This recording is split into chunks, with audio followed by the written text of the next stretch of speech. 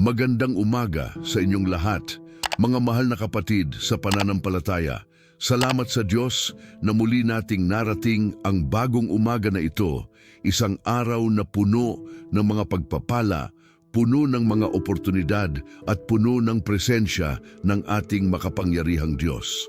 Ako ay lubos na nagpapasalamat na kayo ay nandito ngayong umaga na handang magsimula ang inyong araw sa panalangin, sa pagsamba at sa pagtitiwala sa ating Panginoong Hesukristo. Hindi ito simpleng pagkakataon lamang mga kapatid, kundi ito ay isang sagradong sandali kung saan tayo ay nagkakaisa sa Espiritu upang tawagin ang pangalan ng Panginoon, upang humingi ng kanyang gabay at upang ipahayag ang ating walang sawang pasasalamat sa lahat ng kanyang ginagawa sa ating buhay. Sa umaga na ito, nais kong kayo ay makaramdam ng mainit na yakap ng Diyos, ng kanyang walang hanggang pag-ibig na sumasaklaw sa bawat aspeto ng ating pagkatao at ng kanyang kapangyarihang nagbabago ng buhay. Maraming salamat, Panginoon, sa pagkakataong muli naming makita ang liwanag ng araw na ito. Salamat po sa bawat hininga na aming ginagawa, sa bawat tibok ng aming puso, at sa bawat pagkakataong kami ay gumising mula sa aming pagtulog upang harapin ang mga hamon at pagpapala ng bagong araw. Hindi namin ito binibilang na karaniwang bagay lamang, Ama, sapagkat alam namin na bawat araw na aming nararanasan ay isang regalo mula sa iyo, isang pagpapahayag ng iyong walang sawang biyaya at habag. Maraming salamat po sa iyong katapatan na hindi kailanman nag-iba, sa iyong pag-ibig na hindi kailanman nagkulang, at sa iyong pangako na hindi kailanman napapako. Ngayong umaga, Panginoon, kami ay nagsisimula ng aming araw na may pusong puno ng pasasalamat, ng papuri at ng pagkilala na walang anuman kaming magagawa kung wala ang iyong biyaya at tulong. Mga kapatid, ang tema ng ating panalangin ngayong umaga ay napakahalaga at napakapangmatagalan sa ating buhay bilang mga mananampalataya. Pag-uusapan natin ang tungkol sa pagsisimula ng ating araw ng walang takot at puno ng presensya ng Diyos. Ang Salmo 91 ay magiging ating gabay, ating sandigan at ating pundasyon sa panalangin ito. Alam ko na marami sa atin ang gumigising araw-araw na may mga alalahanin, may mga takot, may mga pag-aalinlangan tungkol sa mga mangyayari sa ating buhay. May mga kapatid na nagugulumihanan sa kanilang trabaho. May mga nag-aalala sa kanilang kalusugan, may mga natatakot sa kinabukasan ng kanilang pamilya at may mga nakakaranas ng iba't ibang uri ng pagsubok na pumapasok sa kanilang isipan tuwing umaga. Ngunit sa araw na ito, nais kong ipaalala sa inyong lahat na ang Diyos ay nag-iwan sa atin ng napakagandang pangako sa Salmo 91, isang kabanatang nagpapaalala sa atin na ang mga naninirahan sa kanlungan ng kataas-taasan ay mananatili sa lilim ng makapangyarihan. Ang ating bersikulo na pundasyon ngayong umaga ay mula sa Salmo 91, verso 1 hanggang 2. At ito ay nagsasabi, ang tumatahan sa kublihan ng kataas-taasan ay tatahan sa ilalim ng lilim ng makapangyarihan. Sasabihin ko tungkol sa Panginoon, siya ang aking kanlungan at ang aking kuta, ang aking Diyos na aking pinagkakatiwalaan. Mga kapatid, isipin ninyo ang lalim ng mga salitang ito. Sinasabi dito na kung tayo ay pipiliin na manahan, na manatili, na manirahan sa kublihan ng kataas-taasan, kung tayo ay patuloy na malapit sa Diyos, kung tayo ay hindi nag-aatubiling lumapit sa Kanya, kung tayo ay nagtitiwala sa Kanya ng buong puso, kung tayo ay sumasandig sa Kanyang pangako, kung tayo ay naniniwala sa Kanyang kapangyarihan, kung tayo ay umaasa sa Kanyang awa, kung tayo ay nananalig sa Kanyang proteksyon, kung tayo ay umiinog sa Kanyang pag-ibig, kung tayo ay sumusunod sa Kanyang mga utos, at kung tayo ay patuloy na nagpupuri sa Kanyang pangalan, kung gayon tayo ay tatahan, maninirahan, mamamalagi, mananatili at makakaranas ng proteksyon sa ilalim ng lilim ng makapangyarihan. Bago tayo magpatuloy, nais kong anyayahan kayong lahat na makiisa sa panalangin ito ng buong puso. Kung kayo ay nanonood nito sa inyong mga tahanan, sa inyong mga silid, sa inyong mga opisina, o kahit nasaan man kayo ngayong umaga, nais kong hilingin sa inyo na maglaan ng ilang sandali upang tunay na makipag-ugnayan sa Diyos. Hindi ito simpleng panunood lamang ng video, mga kapatid, kundi ito ay isang sagradong panahon ng pakikipag-ugnayan sa ating lumikha. Ipahayag ninyo ang inyong mga pangangailangan, ang inyong mga daing, ang inyong mga pasasalamat at ang inyong mga pangarap sa Kanya. Hayaan ninyong ang Kanyang presensya ay pumasok sa inyong espasyo, sa inyong puso at sa inyong isipan. Kung kayo ay nakaramdam ng takot, ng pangamba, ng pag-aalinlangan o ng kahit anong negatibong damdamin, iwan ninyo ang lahat ng iyon sa presensya ng Panginoon habang tayo ay nagsisimula ng panalangin ito. At ngayon, magsama-sama tayong lumapit sa trono ng biyaya, sa trono ng awa at sa trono ng Diyos na laging bukas para sa atin. Makapangyarihang Diyos, Ama naming mahal sa langit, sa ngalan ng iyong minamahal na anak na si Jesucristo, kami po ay dumarating sa iyong presensya ngayong umaga na may pusong mapagpakumbaba, may espiritong handang makinig at may kaluluwang uhaw sa iyong salita at sa iyong presensya. Panginoon, kami ay lubos na nagpapasalamat sa iyo na muli naming narating ang araw na ito, na muli kaming gumising mula sa aming pagtulog, na muli kaming binigyan ng pagkakataon na magsimula ng isang bagong kabanata sa aming buhay. Alam po namin, Panginoon, na hindi lahat ay nabigyan ng parehong pribilehiyo, hindi lahat ay nakarating sa umaga na ito, at hindi lahat ay may kakayahang magsimula ng bagong araw dahil sa iba't ibang dahilan. Kaya po namin, Panginoon, ay lubos na nagpapasalamat, lubos na nagpupuri, at lubos na kumikikilala sa iyong kabutihan na walang kapantay. Salamat po, Panginoon, sa bawat sandali ng kagabihan na iyong binigyan kami ng katahimikan, ng kapayapaan at ng pagkakataong makapagpahinga. Salamat po sa proteksyon na iyong ibinigay habang kami ay natutulog, sa pagbabantay na iyong ginawa sa aming mga tahanan, sa mga pamilya naming mga minamahal at sa lahat ng mahalaga sa amin. Salamat po, Ama, na kahit kami ay walang kamalayan sa mga pangyayari sa paligid, ikaw po ay gising at bantay na sinisiguro na kami ay ligtas, protektado at nasa iyong saklaw ng pag-aalaga. Salamat po sa bawat biyaya na iyong ibinuhos sa aming buhay, mula sa pinakamaliit na bagay hanggang sa pinakamalaking pagpapala. Salamat po sa pagkain na nasa aming mesa, sa tubig na aming naihihingi, sa damit na aming nasusuot, sa bubong na sumasaklaw sa aming ulo, at sa lahat ng material na pangangailangan na iyong patuloy na ibinibigay sa amin kahit na minsan ay hindi namin ito nararapat. Panginoon, sa sandaling ito, kami ay kumikikilala sa iyong presensya na naririto kasama namin. Naniniwala po kami, Ama, na kahit saan kami naroroon, kahit ano ang aming pinagdadaanan, kahit gaano kalayo ang aming pakiramdam na distansya mula sa iyo, ang totoo ay ikaw ay palaging naririto, palaging malapit, palaging nakikinig, at palaging handang tumulong. Sinasabi mo sa iyong salita na ako ay sumasa inyo palagi hanggang sa katapusan ng sanlibutan, at yan po ay aming kinakawitan ngayong umaga. Kami ay nananalig na ang iyong banal na espiritu ay naririto, gumagabay sa bawat salita na aming bibigkasin, pumapadama sa bawat puso na naririto, at gumagawa sa bawat buhay na handang tumanggap ng iyong kapangyarihan. Panginoon, hayaan mo po kaming makaramdam ng iyong presensya sa paraang mas malalim, mas totoo, at mas makapangyarihan kaysa dati. Buksan po ang aming espiritual na mga mata upang makita ang iyong kadakilaan, at buksan po ang aming mga tainga upang marinig ang iyong tinig na gumagabay sa amin sa tamang direksyon.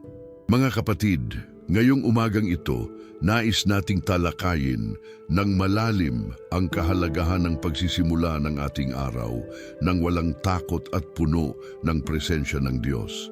Bakit ba napakahalaga nito?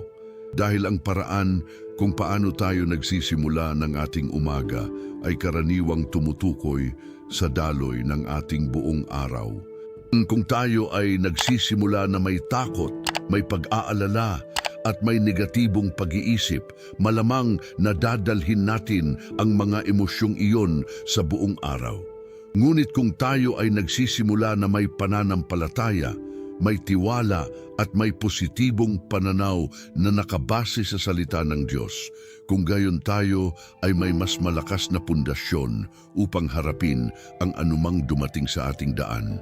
Ang Salmo 91 ay hindi simpleng kumpol ng mga magagandang salita lamang, mga kapatid, kundi ito ay isang komprehensibong pangako ng Diyos tungkol sa proteksyon, sa kaligtasan at sa tagumpay para sa mga nagtitiwala sa Kanya.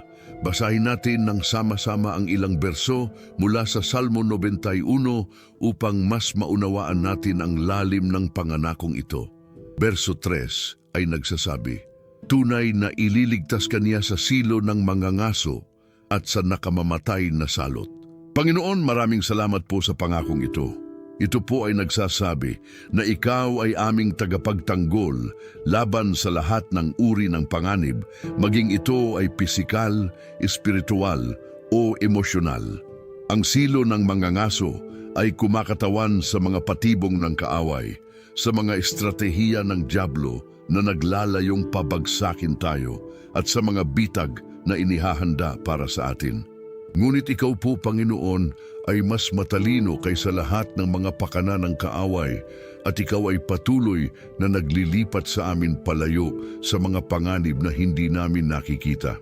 Berso 4 ay patuloy, "Tatabunan kaniya ng kaniyang mga pakpak at sa ilalim ng kaniyang mga pakpak ay kanlungan mo. Ang kaniyang katotohanan ay kalasag at sandata." Panginoon, ang imahe na ito ay napakaganda. Parang ina mong ibon na tumatakip sa kanyang mga sisiw gamit ang kanyang mga pakpak upang protektahan sila mula sa panganib. Ganyan po kayo sa amin. Ang iyong katotohanan, ang iyong salita, ang iyong mga pangako ay nagiging aming kalasag at sandata laban sa lahat ng uri ng atake. Kapag kami ay nasa ilalim ng iyong proteksyon, walang makakapinsala sa amin ng permanente dahil ikaw ay aming tagapagtanggol. Berso 5 at 6 ay nagpapatuloy, "Hindi ka matatakot sa kakilabutan sa gabi, ni sa pana na lumipad sa araw, ni sa salot na lumalakad sa kadiliman, ni sa sira na sumisira sa katanghaliang tapat." Panginoon, ang mga bersong ito ay direktang tumutugon sa aming paksa ngayong umaga. Sinasabi mo sa amin na hindi kami dapat matakot sa anumang bagay, maging sa gabi o sa araw, maging sa nakikita o sa hindi nakikita, maging sa pisikal o sa espiritual na panganib. Ang takot ay isa sa pinaka-effective na sandata ng kaaway upang paralyze tayo, upang pigilin tayo sa paggawa ng tama at upang hadlangan tayo sa pagtanggap ng mga biyaya mo. Ngunit sa araw na ito, Panginoon, kami ay tumatalikod sa takot at tumatanggap ng iyong kapayapaan na hindi maintindihan ng mundo. Panginoon, sa sandaling ito, kami ay nanalangin para sa bawat isang naririto na nakakaranas ng takot sa kanilang buhay. May mga kapatid dito na natatakot sa kanilang kalusugan, natatakot na baka sila ay magkaroon ng malubhang sakit, natatakot sa mga sintomas na kanilang nararamdaman, at natatakot sa mga posibilidad na dumaan sa kanilang isipan. Panginoon, kami ay nananalangin na alisin mo ang mga takot na ito at palitan ng iyong kapayapaan. Ipaalala mo sa kanila na ikaw ay manggagamot, na ikaw ay may kontrol sa kanilang kalusugan, at na ikaw ay may pinakamahusay na plano para sa kanilang buhay. May mga kapatid din na natatakot sa kanilang sitwasyon sa pananalapi, natatakot na baka hindi sila makabayad ng kanilang mga utang, natatakot na baka hindi sila makakain ng maayos, at natatakot na baka wala silang sapat para sa kanilang pangangailangan. Panginoon, ipatakda sa kanila na ikaw ay Jehovah Jireh, ang Diyos na nagbibigay, na ikaw ay kilala ang lahat ng kanilang pangangailangan bago pa man nila hilingin, at na ikaw ay hindi kailanman nagpabaya sa mga umaasa sa iyo. May mga kapatid na natatakot sa kanilang mga relasyon, natatakot na baka masira ang kanilang pamilya, natatakot na baka mawala ang kanilang mga mahal sa buhay, at natatakot sa mga hindi pagkakaunawaan na patuloy na nangyayari. Panginoon, ikaw ay Diyos ng pagkakasundo at kami ay nananalangin na magdala ka ng healing sa bawat relasyon na sira, ng pagkakaintindihan sa bawat away, at ng pag-ibig na walang kondisyon sa bawat puso na puno ng sama ng loob. May mga kapatid na natatakot sa kanilang kinabukasan, natatakot sa mga hindi alam, natatakot sa mga pagbabago na darating, at natatakot na baka hindi nila kayanin ang mga hamon na naghihintay.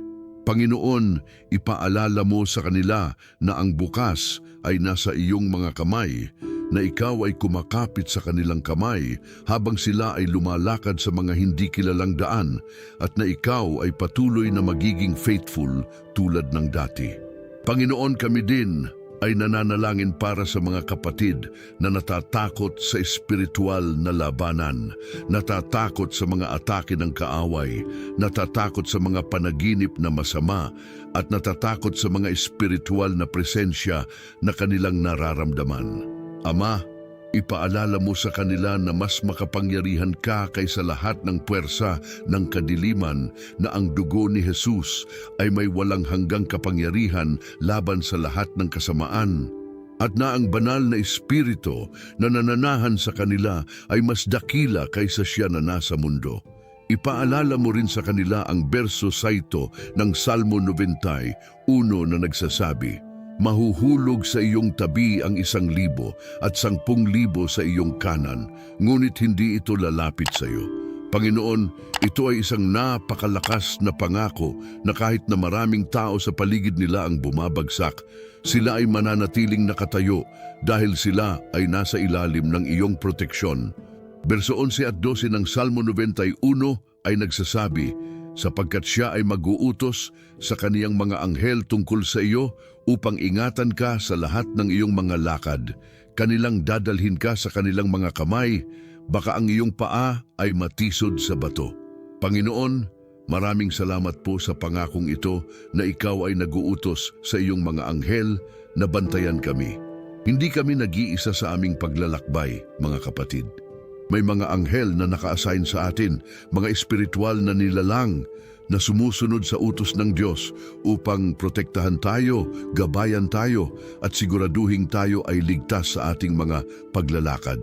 Panginoon, sa araw na ito, kami ay humihiling na palakasin ang presensya ng iyong mga anghel sa aming buhay, na kanilang gawin ang kanilang trabaho na mas effective, at na kami ay maging mas aware sa kanilang presensya at proteksyon.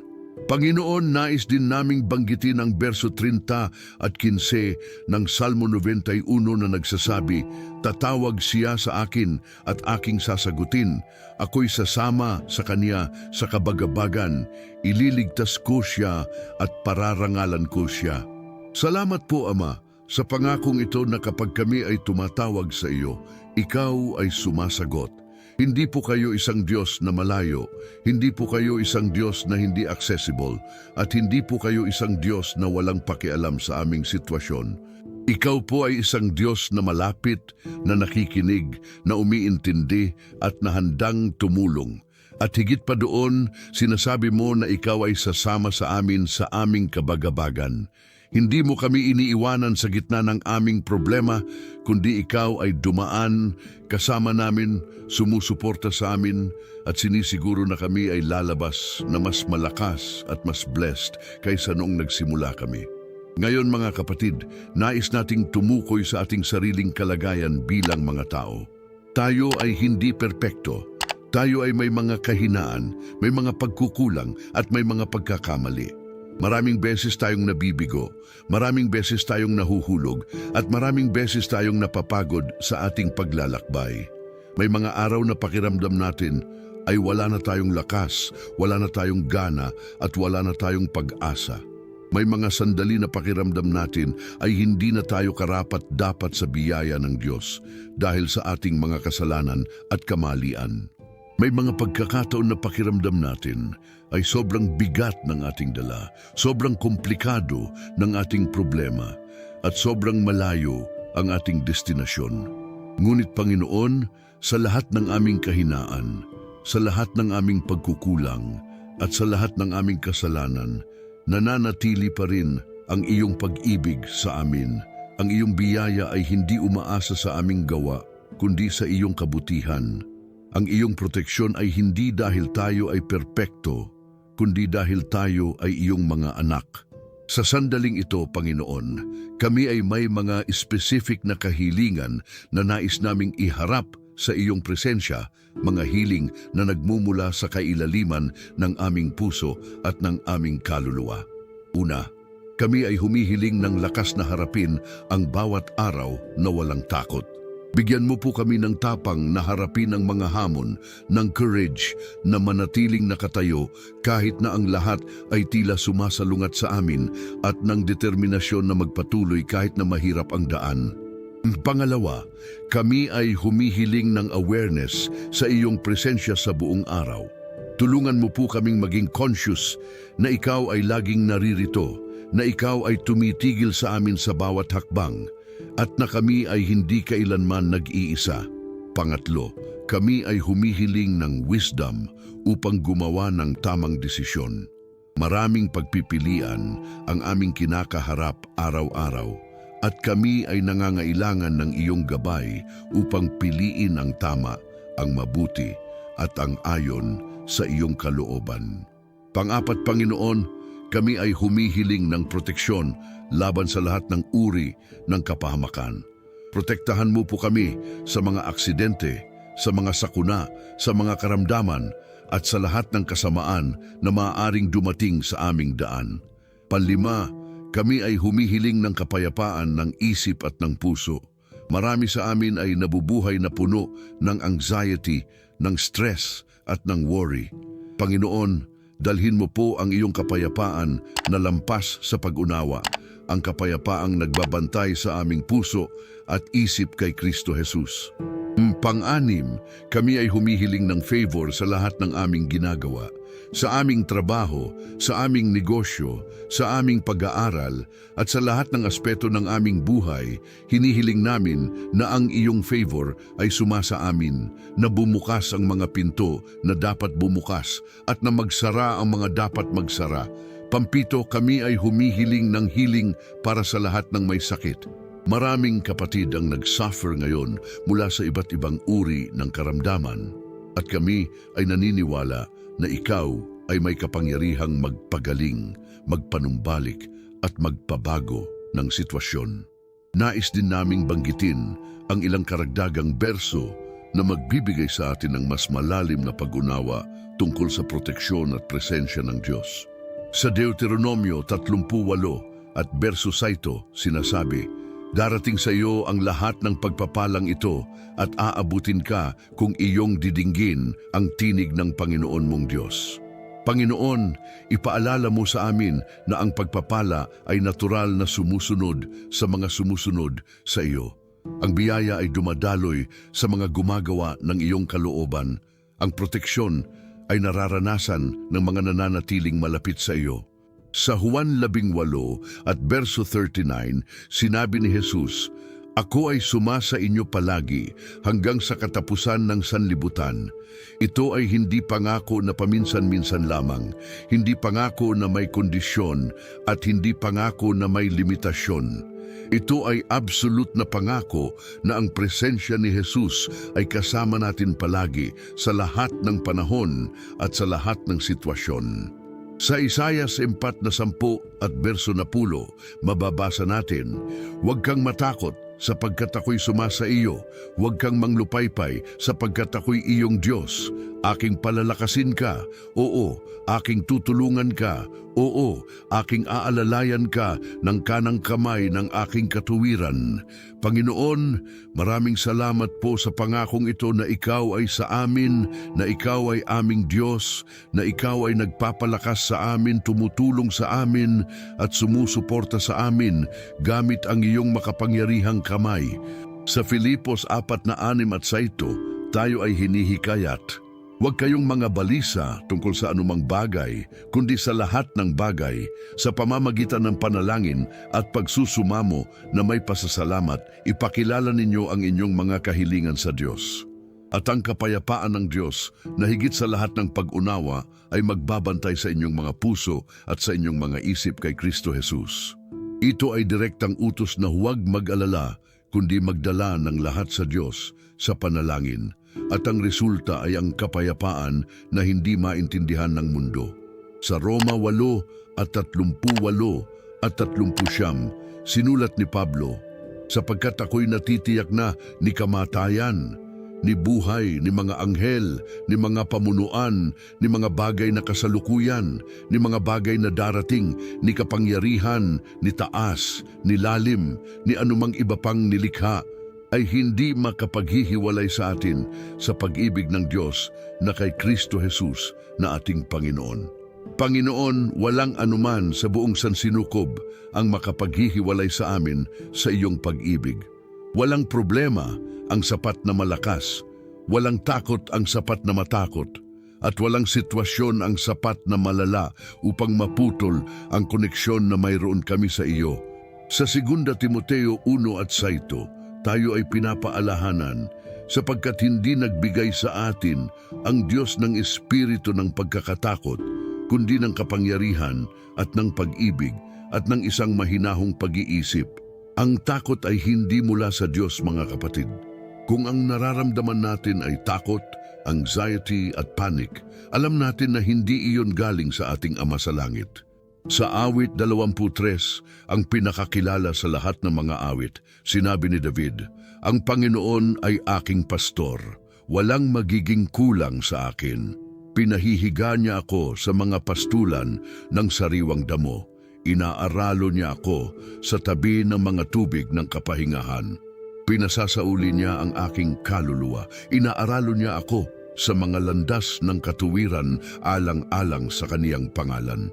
O bagaman ako'y lumakad sa libis ng lilim ng kamatayan, wala akong katatakutan sa kasamaan, sapagkat ikaw ay sumasa akin. Ang iyong pamalo at ang iyong tungkod ay nagsisialiw sa akin." Panginoon, maraming salamat po na ikaw ay aming pastol, na ikaw ay nag-aalaga sa amin, na ikaw ay nagsisiguro na wala kaming kulang, at na kahit na kami ay dumaan sa pinakamadilim na bahagi ng aming buhay, kami ay hindi matatakot dahil ikaw ay kasama namin. Sa sandaling ito, Panginoon, kami ay nag-commit sa iyong presensya ng aming buong araw na ito. Kami ay naghahanda na lumabas at harapin ang mundo, harapin ang aming mga responsibilidad, at harapin ang mga taong makakasalamuhan namin ngayong araw. Ngunit bago kami lumabas, nais naming siguraduhin kami ay dala ang iyong presensya. Kami ay naka-armor ng iyong proteksyon at kami ay puno ng iyong kapangyarihan. Kami ay nag-commit na sa bawat usapan na aming gagawin, ikaw ay naroon sa aming mga salita. Sa bawat desisyon na aming gagawin, ikaw ay gumagabay sa aming pag-iisip. Sa bawat aksyon na aming isasagawa, ikaw ay gumagawa sa aming mga kamay. Kami ay nag-commit na hindi kami haharap ng araw na ito sa aming sariling lakas, sa aming sariling talino, o sa aming sariling kakayahan, kundi sa iyong biyaya, sa iyong wisdom, at sa iyong kapangyarihan na gumagawa sa amin. At ngayon, Panginoon, nais naming ilipat ang aming pansin sa aming mga kapamilya at sa mga taong mahalaga sa amin. Alam namin na ang buhay ay hindi tungkol lamang sa aming sarili, kundi tungkol din sa mga taong inilagay mo sa aming paligid, sa mga taong binigyan mo sa amin bilang regalo, at sa mga taong may malaking papel sa aming paglalakbay. Kaya naman, Panginoon, sa umaga na ito, kami ay nag-intercede para sa aming mga pamilya na may puso na puno ng pag-ibig at malasakit. Kami ay nananalangin para sa bawat miyembro ng aming pamilya, mula sa pinakabata hanggang sa pinakamatanda, mula sa pinakamalapit hanggang sa pinakamalayo, at mula sa pinaka-healthy hanggang sa pinakamay sakit. Panginoon, alam mo ang bawat pangangailangan ng bawat isa sa kanila. Alam mo ang bawat lihim na daing ng kanilang puso at alam mo ang bawat pangarap na kanilang dinadalang. Panginoon, kami ay nananalangin para sa aming mga asawa na bigyan mo sila ng lakas, ng kalusugan at ng wisdom na kailangan nila araw-araw. Gabayan mo po ang kanilang mga desisyon, protektahan mo sila sa lahat ng panganib, at bigyan mo sila ng kapayapaan ng puso at ng isip. Para sa aming mga asawa na may sariling mga responsibilidad at mga problema, bigyan mo po sila ng solusyon, ng breakthrough at ng mga milagro na kanilang kailangan. Kami ay nananalangin para sa aming mga anak, Panginoon, na palaguin mo sila sa karunungan at sa pabor sa Diyos at sa tao. Protektahan mo po sila sa lahat ng kasamaan, sa lahat ng negative influence at sa lahat ng panganib na naghihintay sa kanila sa labas. Para sa aming mga anak na nag-aaral, bigyan mo po sila ng talino, ng focus at ng motivation na mag-aral ng mabuti. Para sa aming mga anak na nagtatrabaho, bigyan mo po sila ng favor sa kanilang trabaho, ng promotion kapag ito ay tama at ng kaginhawaan sa kanilang financial situation. Kami ay nananalangin para sa aming mga magulang, Panginoon, na nag-sacrifice ng napakarami para sa amin. Kung sila ay buhay pa, bigyan mo po sila ng mahabang buhay, ng kalusugan at ng kasiyahan sa kanilang remaining years. Kung sila ay may mga karamdaman, Panginoon, pagalingin mo po sila at bawiin ang lahat ng sakit na kanilang nararanasan. Para sa aming mga magulang na senior citizen na, bigyan mo po sila ng komportabling buhay, ng sapat na pangangailangan at ng dignity sa kanilang pagtanda. Kami ay nananalangin para sa aming mga kapatid, sa aming mga pamangkin, sa aming mga pinsan, at sa lahat ng kamag-anak namin na nangangailangan ng iyong intervention. May mga kamag-anak kami na wala pang trabaho, Panginoon, dalhin mo po sila sa tamang opportunity. May mga kamag-anak kami na may sakit, Panginoon, pagalingin mo po sila at ibalik ang kanilang kalusugan. May mga kamag-anak kami na nawawala na sa iyo. Panginoon, dalhin mo po sila pabalik sa daan ng katuwiran at ng buhay na walang hanggan. Panginoon, nais din naming manalangin para sa kalusugan ng bawat isa sa amin. Alam po namin na walang ibang mas mahalaga kaysa sa kalusugan dahil kung tayo ay may kalusugan, tayo ay may kakayahang gawin ang lahat ng bagay na kailangan nating gawin. Ngunit kung ang ating kalusugan ay compromised, lahat ng aspeto ng ating buhay ay apektado. Kaya naman, Panginoon, kami ay nananalangin para sa divine health, para sa supernatural wellness, at para sa miraculous healing para sa lahat ng may karamdaman. Para sa mga may chronic diseases tulad ng diabetes, hypertension, heart disease, kidney disease, at iba pa, kami ay nananalangin ng complete healing. Ikaw po ay Jehovah Rapha, ang Diyos na nagpapagaling, at kami ay naniniwala na ang iyong kapangyarihan ay hindi nagbago mula noon hanggang ngayon. Para sa mga may cancer, Panginoon, kami ay nananalangin na ang bawat cancer cell sa kanilang katawan ay mamatay sa pangalan ni Jesus. Kami ay nagdedelcate ng healing, ng restoration at ng complete recovery. Para sa mga may mental health issues tulad ng depression, anxiety at iba pa, kami ay nananalangin ng pagkalma, ng kapayapaan at ng balance sa kanilang mga brain chemicals. Para sa mga may mga sakit na hindi pa diagnose, Panginoon, kami ay nananalangin na makita ng mga doktor ang root cause at makuha nila ang tamang treatment. Para sa mga nagdurusa mula sa kahit anong uri ng pain, physical o emotional, kami ay nananalangin ng relief, ng comfort at ng healing. Bigyan mo po sila ng strength na mag-endure habang ang healing process ay ongoing at ipakita mo sa kanila na ikaw ay kasama nila sa bawat hakbang ng journey na ito. Panginoon, kami din ay nananalangin para sa liberasyon at freedom mula sa lahat ng uri ng bondage. Maraming tao ang nabubuhay na nakatali sa iba't ibang bagay na pumipigil sa kanila na maging freely na taong nilikha mo silang maging. May mga nakatali sa addiction sa alak, sa droga, sa sugal, sa pornography at sa iba pang bisyo. Panginoon, kami ay nananalangin na sirain mo ang chains na ito, na palayain mo sila mula sa grip ng mga addiction na ito at nabigyan mo sila ng new life na puno ng purpose at ng kahulugan. May mga nakatali sa unforgiveness, sa bitterness at sa galit sa mga taong nanakit sa kanila.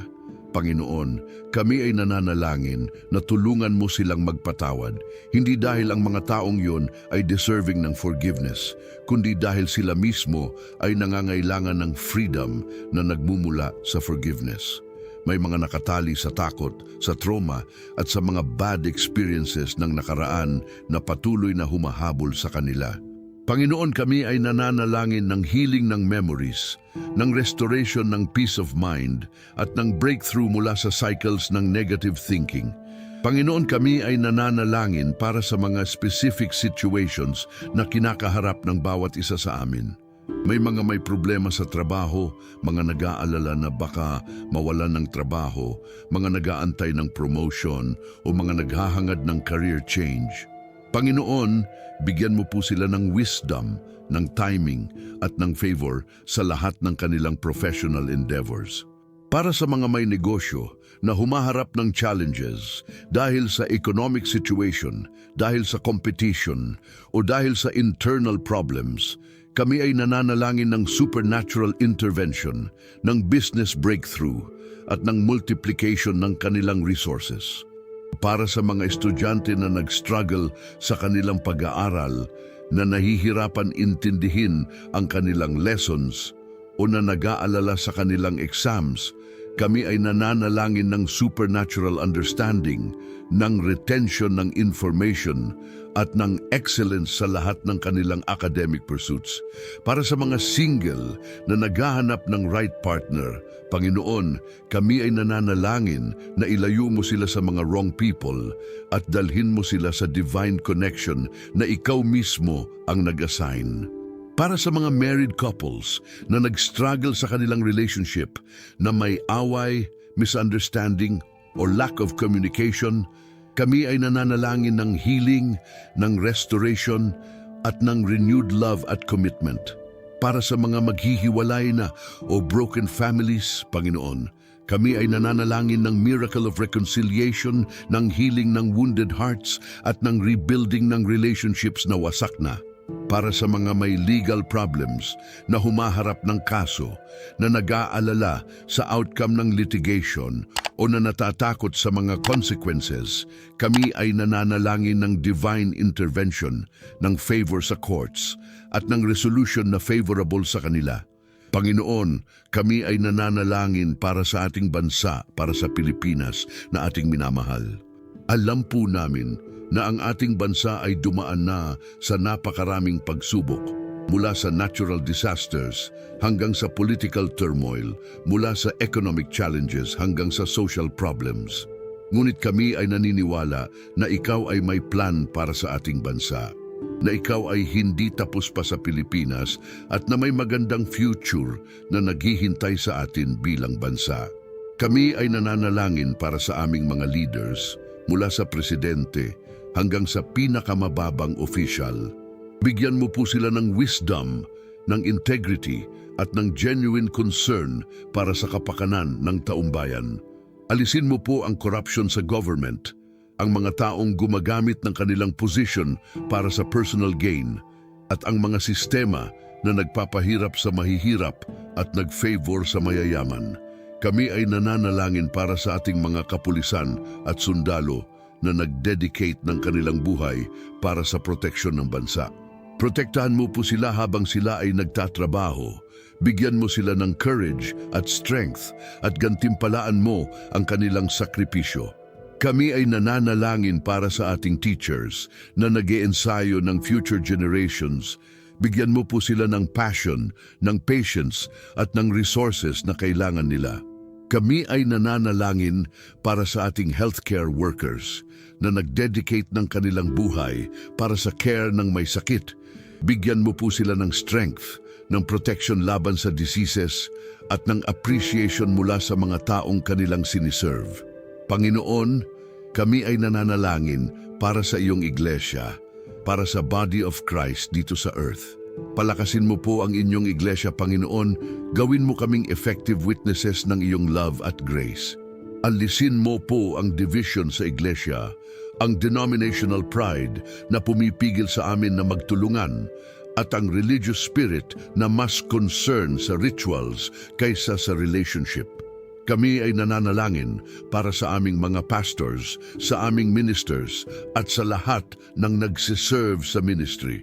Protektahan mo po sila laban sa attacks ng enemy, bigyan mo sila ng fresh anointing, at gamitin mo sila para sa transformation ng lives. Kami ay nananalangin para sa revival sa ating bansa, para sa spiritual awakening, at para sa multiplication ng believers. Panginoon, kami ay nananalangin para sa mga hindi pa sumasampalataya, para sa aming mga kaibigan, relatives, at katrabaho na wala pa ring personal relationship sa iyo. Buksan mo po ang kanilang mga puso, alisin ang veil sa kanilang mga mata, at dalhin sila sa saving knowledge ni Hesukristo. Para sa mga believers na backslidden na lumayo na sa iyo, na hindi na active sa church, o na nabubuhay na parang hindi kilala ang Diyos, kami ay nananalangin ng conviction ng Holy Spirit, ng realization kung ano ang nawala nila, at ng desire na bumalik sa iyo ng buong puso. Panginoon, kami ay nananalangin para sa community ng channel na ito, para sa lahat ng nanonood, commenters, subscribers, at supporters. Pagpalain mo po sila ng double, ng triple, ng exponential blessings dahil sa kanilang support. Protektahan mo po sila at ang kanilang mga pamilya mula sa lahat ng kasamaan. Dalhin mo po sila sa lahat ng kanilang goals at dreams at gamitin mo sila bilang instruments ng iyong love at grace sa kanilang respective spheres of influence. At ngayon, Panginoon, nais naming talakayin ang practical aspects ng buhay, particularly ang provision at work, dahil ito ay mga bagay na araw-araw naming kinakaharap. Alam po namin na habang tayo ay nakatira dito sa mundo, tayo ay may material needs, may financial obligations, at may practical concerns na hindi natin pwedeng baliwalain. Sinabi mo sa iyong salita na ang pag-aalaga ng isang worker ay nararapat, at sinabi mo rin na may gantimpala ang masipag.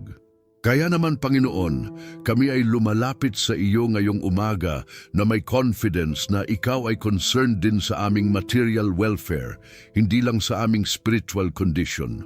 Panginoon, kami ay nananalangin para sa divine provision sa lahat ng aming pangangailangan. Sinabi mo sa Matthew 6:33, ngunit hanapin ninyo muna ang kaharian ng Diyos at ang kaniyang katuwiran, at ang lahat ng mga bagay na ito ay idadagdag sa inyo. And Panginoon, nag-commit po kami na unahin ang iyong kaharian, na unahin ang iyong will, at na unahin ang aming relationship sa iyo. At kami ay nagtitiwala na ang lahat ng aming material needs ay ibibigay mo. Kami ay nananalangin na magbukas ka ng windows of heaven at magbuhos ng blessings na hindi na namin kakasya tanggapin. Kami ay nananalangin na ang aming barns ay mapuno, na ang aming accounts ay mag-overflow, at na ang aming resources ay mag-multiply beyond our expectations. Para sa mga walang trabaho ngayon, Panginoon, kami ay nananalangin ng perfect job opportunities. Dalhin mo po sila sa companies na mag-value sa kanila, na magbabayad ng tama, at na magbibigay ng growth opportunities. Para sa mga may trabaho pero hindi satisfied dahil underpaid, overworked o underappreciated, kami ay nananalangin na ubaguhin mo ang kanilang situation sa current workplace o dalhin mo sila sa better opportunity. Para sa mga may negosyo, kami ay nananalangin ng multiplication, ng expansion, at ng sustainable growth. Bigyan mo po sila ng wisdom sa management, ng right people sa team, at ng breakthrough sa sales at operations. Panginoon, kami din ay nananalangin para sa financial wisdom. Marami sa amin ay may income, pero dahil sa poor money management, hindi pa rin kami umuunlad financially. Turuan mo po kami kung paano mag-budget, kung paano mag-save, kung paano mag-invest, at kung paano mag-give. Ipaalala mo sa amin ang importance ng tithing at giving, na ang pagbibigay ay hindi loss, kundi investment sa heavenly economy na may guaranteed returns. At ngayon, Panginoon, nais naming gawin ang prophetic declarations, ang declarations based sa iyong word na may power na mag-manifest sa aming buhay. Dahil sinabi mo na ang buhay at kamatayan ay nasa kapangyarihan ng dila at ang mga taong mahilig gumamit nito ay kakain ng bunga nito. Kaya naman, Panginoon, sa araw na ito kami ay nagde-declare ng blessings, ng favor, ng protection, at ng breakthrough sa aming buhay at sa buhay ng lahat ng nanonood ngayong umaga na ito. Nagde-declare kami, based sa Salmo 91, na kami ay naninirahan sa kanlungan ng kataas-taasan at tumatahan sa lilim ng makapangyarihan. Nagde-declare kami na ang Panginoon ay aming kanlungan at kuta, ang aming Diyos na aming pinagkakatiwalaan. Nagde-declare kami na tayo ay ililigtas mula sa silo ng mga ngaso at mula sa nakamamatay na salot.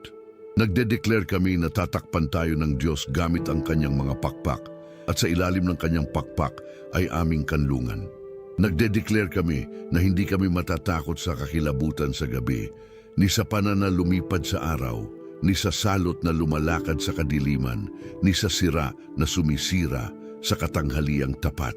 Based sa Isaiah 40 at verso 10, nagde-declare kami na hindi kami matatakot dahil ang Diyos ay sumasamin. Hindi kami manglulupaypay dahil Siya ay aming Diyos. Siya ay nagpapalakas sa amin, tumutulong sa amin, at sumusuporta sa amin ng kanyang kanang kamay ng katuwiran. Based sa Filipos 4:13, nagde-declare kami na lahat ay kaya naming gawin sa pamamagitan ni Kristo na nagbibigay lakas sa amin. Based sa Jeremias 20 at verso 11, nagde-declare kami na ang Diyos ay may mga plano para sa amin, mga planong pangkapakanan at hindi pangkapahamakan, mga planong magbibigay ng pag-asa at kinabukasan. Based sa Roma 8 at 38, nagde-declare kami na ni kamatayan, ni buhay, ni mga anghel, ni mga pamunuan, ni kasalukuyan, ni hinaharap, ni kapangyarihan, ni taas, ni lalim, o kahit anong nilalang ay hindi makapaghihiwalay sa amin sa pag-ibig ng Diyos na kay Kristo Jesus. Based sa 2 Corinto 12 at verso 9, nagde-declare kami na ang biyaya ng Diyos ay sapat para sa amin at ang kanyang kapangyarihan ay ginagawa ng perpekto sa aming kahinaan. Based sa Efeso 3 at 20, nagde-declare kami na ang Diyos ay may kakayahang gawin ng napakalaking higit pa sa lahat ng aming hihingin o iisip ayon sa kanyang kapangyarihang gumagawa sa amin. Based sa Juan 12 at 18 at verso 39, nagde-declare kami na ang presensya ni Jesus ay sumasamin palagi hanggang sa katapusan ng sanlibutan.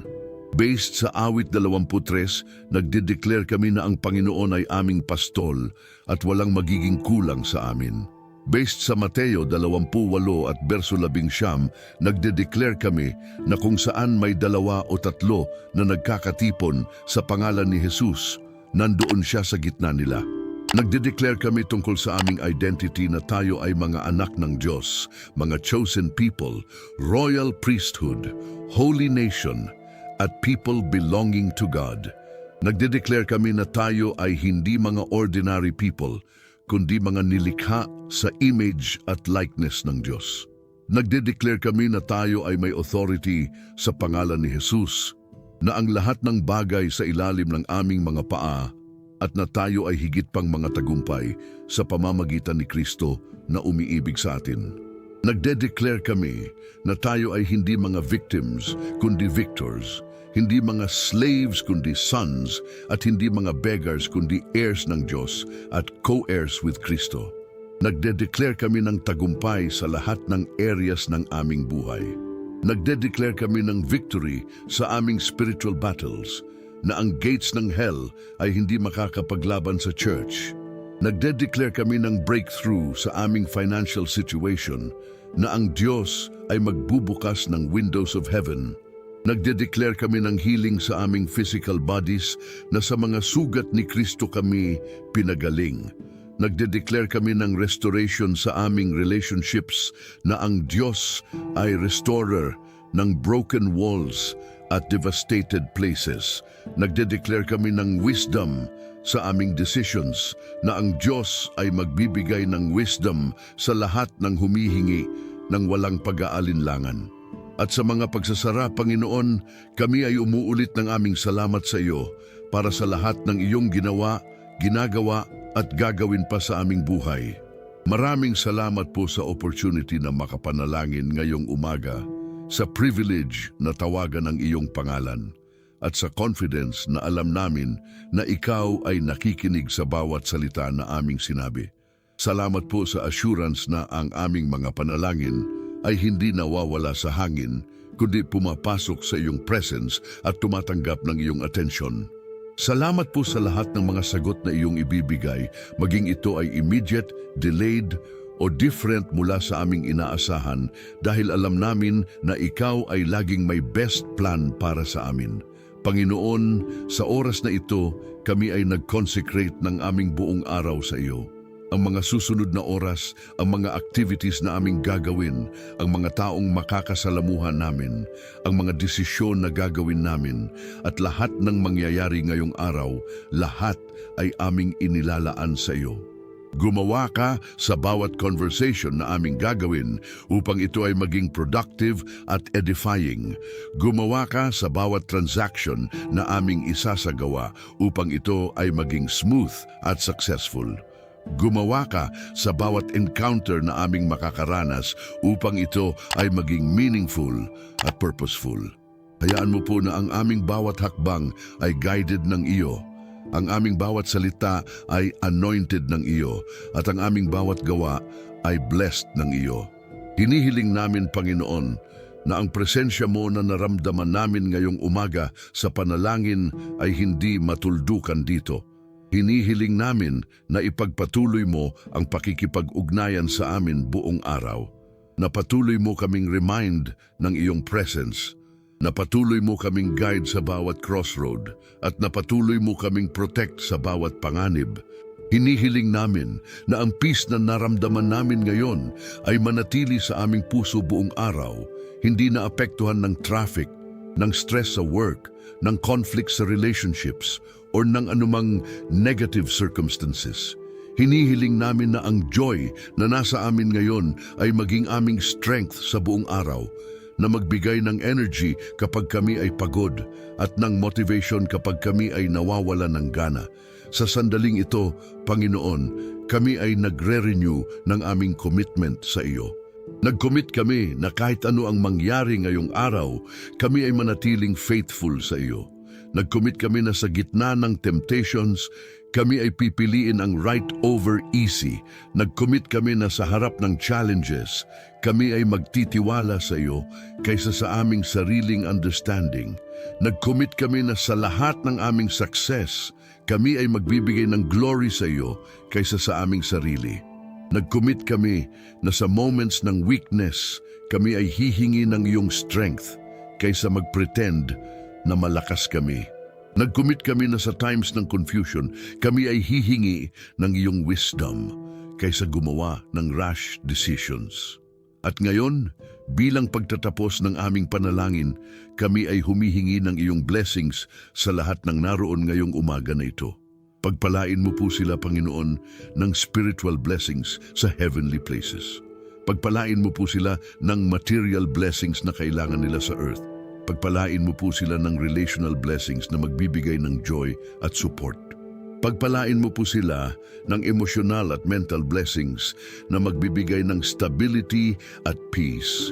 Protektahan mo po sila mula sa lahat ng uri ng kapahamakan, maging pisikal, emosyonal o espiritual. Gabayan mo po sila sa lahat ng kanilang decisions at direction. Bigyan mo po sila ng favor sa lahat ng kanilang endeavors at higit sa lahat, Panginoon, dalhin mo po sila mas malapit sa iyo araw-araw na mas makilala kanila, mas mahalin kanila at mas maglingkod sa iyo ng buong puso. Sa mga huling sandali ng aming panalangin, kami ay nagde-declare ng blessing sa bawat isang nakakarinig nito. Pagpalain ka ng Panginoon at ingatan ka. Pagniningingin ka ng Panginoon ng kanyang mukha at kahabagan ka. Itingin sa iyo ng Panginoon ng kanyang mukha at bigyan ka ng kapayapaan. Sa mga oras na darating, makikita mo ang gawa ng Diyos sa iyong buhay. Makakaranas ka ng breakthrough na matagal mong hinihintay at magagalak ka sa mga biyaya na darating sa iyo. Ang araw na ito ay magiging araw ng pagpapala, ng kagalakan at ng tagumpay. Lahat ng plano mo ay magtatagumpay, lahat ng ginagawa mo ay magbubunga, at lahat ng initiatives mo ay blessed ng Diyos. Mga kapatid, bago kami tuluyang magwakas, nais kong anyayahan kayong lahat na mag-iwan ng inyong testimony sa comment section. Kung natulong sa inyo ang panalangin ito, kung nakaramdam kayo ng presence ng Diyos, o kung may specific experience kayo ngayong umaga, ibahagi ninyo sa amin. Ang inyong testimonies ay nagiging encouragement hindi lang sa amin, kundi sa iba pang viewers din. Nais din naming imbitahan kayong isubscribe sa channel kung hindi pa kayo subscriber at i-turn on ang notification bell upang hindi kayo makaligtaan ng aming daily morning prayers. Remember, magsimula ang bawat araw sa Diyos ay magsisimula ang bawat araw ng tama. Maraming salamat sa inyong lahat sa pagiging parte ng panalangin ito ngayong umaga. Sana ay napuno kayo ng pag-asa, ng lakas at ng confidence na harapin ang araw na ito. Huwag kalimutang dalhin ang presence ng Diyos saan man kayo magpunta at laging alalahanin na kayo ay loved, valued at protected ng Panginoong makapangyarihan. Hanggang sa ating muli pagkikita bukas sa umaga, magpahinga kayo sa katotohanan na ang Diyos ay kasama ninyo palagi. God bless you all abundantly. Amen at amen.